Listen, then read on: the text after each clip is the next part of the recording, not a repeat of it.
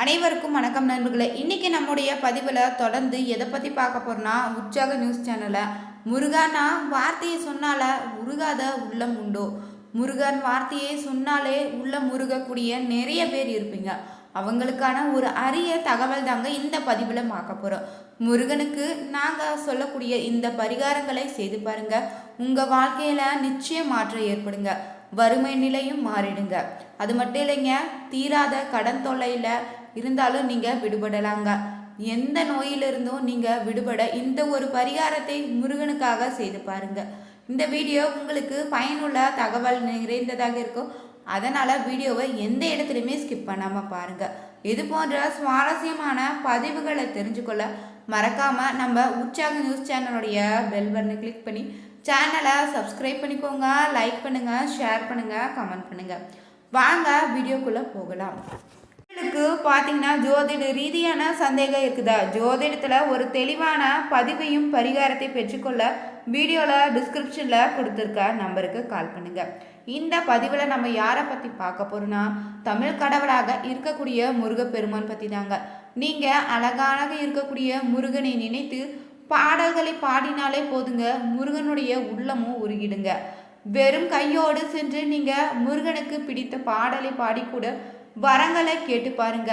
நீங்கள் கேட்ட வரமும் கேட்காத வரத்தை கூட அள்ளி கொடுக்கக்கூடியவ தான் இந்த முருகப்பெருமானும். உங்களுக்கு நிறைய வரி வாரி வழங்கக்கூடியவராக இருக்கிறாரு இந்த முருகப்பெருமானுமே.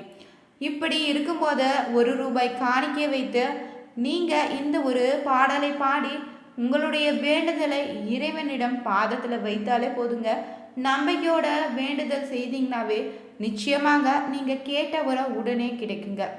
செல்வ வளத்தை வாரி வழங்கக்கூடிய ஒரு எளிமையான கடவுள் தாங்க முருகனுடைய வழிபாட்டு. ஒரு எளிமையான முருகனுடைய பாடலை தான் இன்றைய பதிவில் நாம் பார்க்க போகிறோம். செல்வ வளத்தை அள்ளி தரக்கூடிய முருகன் வழிபாடு தாங்க. ஒரே ஒரு வில்வ இலையை எடுத்துக்கோங்க. அதில் ₹1 நாணயத்தை வச்சுக்கோங்க. உங்கள் வீட்டில் முருகனுடைய திருவுருவ படம் கண்டிப்பாகவே இருக்கும்.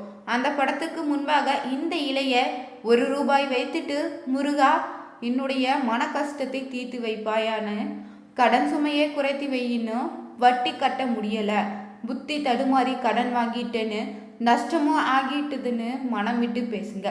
இப்போது இந்த கஷ்டத்திலிருந்து எப்படியாவது என்னை விடுவித்து விடுன்னு நம்பிக்கையோடு உள்ள முருகி நீங்கள் முருகனுடைய படத்துக்கு முன்னாடி நின்று வேண்டிக்கோங்க. செய்த தவறுக்கு எல்லாம் மன்னிப்பு கேட்டுக்கோங்க. பணம் சம்மந்தப்பட்ட விஷயத்தில் ஏதாவது தவறு செய்திருந்தால், யாராவது ஏமாற்றி இருந்தீங்கனாலும், தவறான பாதையில் சென்று பணம் சம்பாதித்து இருந்தால் கூட அதற்கெல்லாம் மன்னிப்பு கேட்டுக்கோங்க. அதற்கான பிராயச்சத்தையும் தேடிக்கோங்க. இந்த வேண்டுதல் பார்த்திங்கன்னா வைத்து விட்டு தாங்க முருகனுடைய முன்பு ஒரு விளக்கு ஏற்றி வச்சுக்கோங்க. இந்த ஒரு பாடலை அப்படியே பாடுங்க. முருகனுடைய மனம் இலகி உருகி நீங்கள் செய்த தவறையெல்லாம் மன்னித்து உங்களுக்கான பிராயச்சத்தையும் தந்து விடுவாராம். அறிந்து தவறு செய்யக்கூடாது, அறிந்தே தவறு செய்து விட்டேன், முருகனிடம் மன்னிப்பு கேட்கக்கூடாது, எல்லாம் அந்த முருகனுக்கு தெரியுமாகவே முருகனே ஏமாற்ற மாட்டீங்க.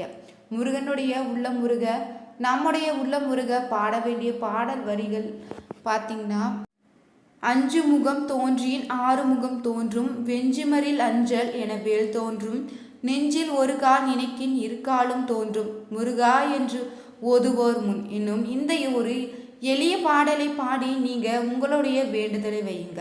அந்த முருகனுடைய பாதங்கள் உங்கள் கண்களில் தெரியுங்க. உங்களுடைய மனதில் அச்சம் என்று சொல்லப்பட பயமும் வராது. ஆறுமுகம்தான் உங்களுடைய மனதில் தோன்றுவார். தேவையில்லாத குழப்பங்கள் வரும்போது நீங்கள் வேல் வைத்து உங்கள் கண் முன்னே நின்று அந்த குழப்பத்திற்கான தீர்வினை தேடிக்கலாம். வாழ்வில் வெளிச்சம் பிறக்குங்க, இருள் நீங்கிடுங்க. இவ்வளவு தாங்க இந்த ஒரு எளிய முருக வழிபாடு.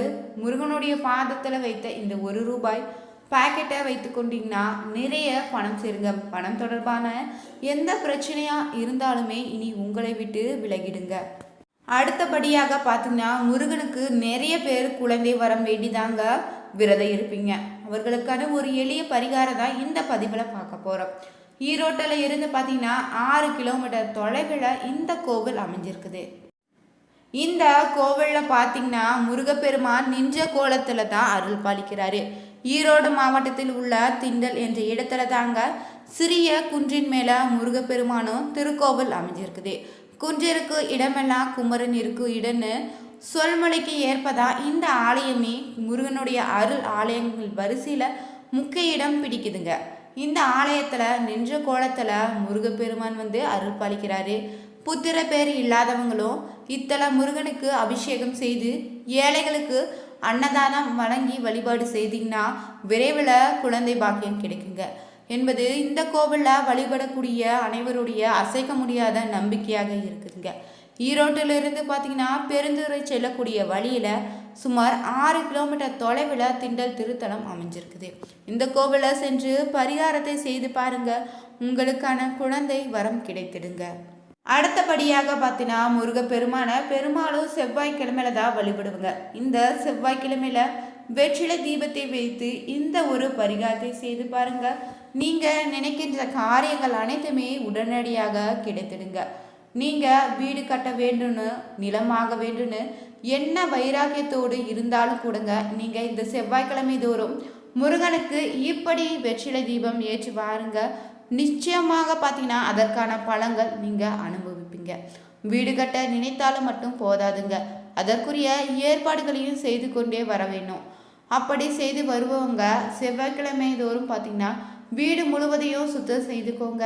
பூஜை அறையில் முருகப்பெருமானுக்குன்னு ஒரு மனை அமைத்து அதில் மஞ்சள் தெளித்துக்கோங்க, கோலமிட்டு கொள்ளுங்க.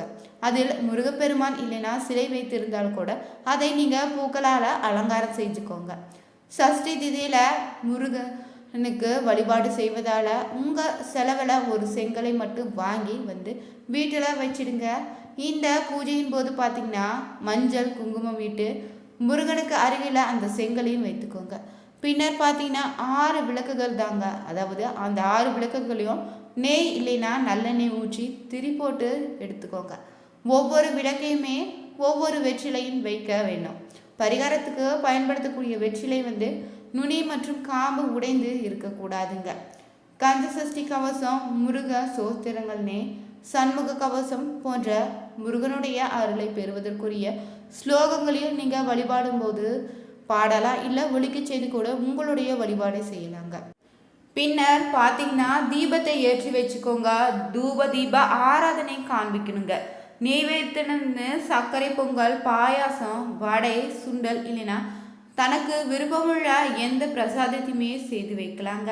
உங்கள் வேண்டுதல் நிறைவேறும் போது நீங்கள் வீட்டில் வைத்திருக்கக்கூடிய இந்த செங்கலை கொண்டு போய் முதல்ல நீங்கள் வீட்டில் அஸ்திவாரம் அமைக்க பயன்படுத்திக்கோங்க. முருகனை நினைத்து ஒவ்வொரு செவ்வாய் தோறும் இப்படி நீங்கள் முருகப்பெருமானை வழிபட நீங்கள் நினைத்த ஆசைப்பட்டபடியே உங்களுடைய வீடு கட்டி முடிப்பீங்க. செவ்வாய்க்கிழமை தோறும் முருகப்பெருமானுக்கு வெற்றிலை தீபம் ஏற்றி வழிபடுவதால் உண்டாகும் நன்மைகள் என்னன்னு தெரிஞ்சுக்கலாங்க. வெற்றிலை தீபம் ஏற்றுவதால் அளப்பரிய நன்மைகள் கிடைக்க போகுதுங்க. நினைத்த காரியங்கள் கைகூடி வரப்போகுது. முக்கியமாக செவ்வாய்க்கிழமையில இந்த வெற்றிலை தீபம் ஏற்றுவதால் நில பிரச்சனைகள் தீர்ந்து நன்மைகள் உங்களுக்கு ஏற்படுங்க. செவ்வாய்க்கு பூமி காரகனாகவும் மங்கள காரகன் பெயர் இருக்குது. எனவே செவ்வாய்க்கிழமை அன்று வெற்றிலை தீபம் ஏற்றி நீங்கள் முருகப்பெருமானை வேண்டிக் கொள்வதால் நிலம் வாங்குவதுன்னு விற்பது எதிலுமே எந்த பிரச்சனையும் இருக்காது. இருந்தாலும் அது கூட தீர்ந்து விடுங்க. அதே போல் பார்த்தீங்கன்னா புது வீடு வாங்க வேண்டும்னு ஆசை இருந்தாலுமே விரைவில் நிறைவேறுங்க. இல்லைனா இருக்கும் இடத்துல புது வீடு கட்ட வேண்டும் என்ற எண்ணம் இருந்தாலும் அதுவும் நிறைவேற்றி வைப்பார் முருகப்பெருமானும். முருகப்பெருமானை திருவுருவ படம் இல்லைன்னா விக்கிரகம் இவற்றில் ஏதாவது ஒன்றை எடுத்து சுத்தமாக துடைத்து அதற்கு பார்த்தீங்கன்னா மஞ்சள் குங்குமம் போட்டு வச்சுக்கோங்க. படத்திற்கு வாசனை நிறைந்த மலரில் வச்சுக்காங்க. இந்த பூஜையை நீங்கள் கிழக்கு திசை மற்றும் வடக்கு திசையில செய்யலாங்க. அடுத்ததாக பார்த்தீங்கன்னா காம்புடன் கூடிய 6 வெற்றிலையை எடுத்துக்கணும். வெற்றிலைகள் அழுகவோ கிழிந்து இருக்கக்கூடாதுங்க. வெற்றிலை உள்ள காம்புகளை கிள்ளி தனியாக எடுத்து வச்சுக்கோங்க. பிறகு வெற்றிலையினுடைய நுனியில் மஞ்சள் குங்குமம் போட்டு வச்சுக்கோங்க. பிறகு தாங்க ஒரு தாம்பாள தட்டை மீது இந்த 6 வெற்றிகளையுமே விசிறி வடிவத்தில் பரப்பி வச்சுக்கோங்க. பின்னர் ஒரு அகல் விளக்கினை எடுத்து அதற்கு மஞ்சள் குங்குமம் போட்டு வைத்து அதையும் வெற்றிலைகள் மீது நடுவே வச்சுக்கணும். பிறகு அகல் விளக்கில் எடுத்து வைத்த வெற்றிலை காம்புகளை போட்டுதாங்க நல்லெண்ணெய் ஊற்றி திரி போட்டு தீபம் ஏற்றி வழிபடணும். தீபம் ஏற்றி மனதில் உங்களுக்கு தேவையானவற்றை கேட்டு முருகப்பெருமானுடன் வேண்டிக்கோங்க. தொடர்ந்து இப்படி 9 வாரங்கள் செய்து வர நீங்கள் நினைத்த காரியங்கள் அனைத்தும் வெற்றியாக முடியுங்க. இந்த வீடியோ உங்களுக்கு பிடிச்சிருந்தா லைக் பண்ணுங்கள், ஷேர் பண்ணுங்கள், கமெண்ட் பண்ணுங்கள். மறக்காமல் நம்ம உற்சாக நியூஸ் சேனலுடைய பெல் பட்டனை கிளிக் பண்ணி சேனலை சப்ஸ்கிரைப் பண்ணிக்கோங்க. Thank you viewers.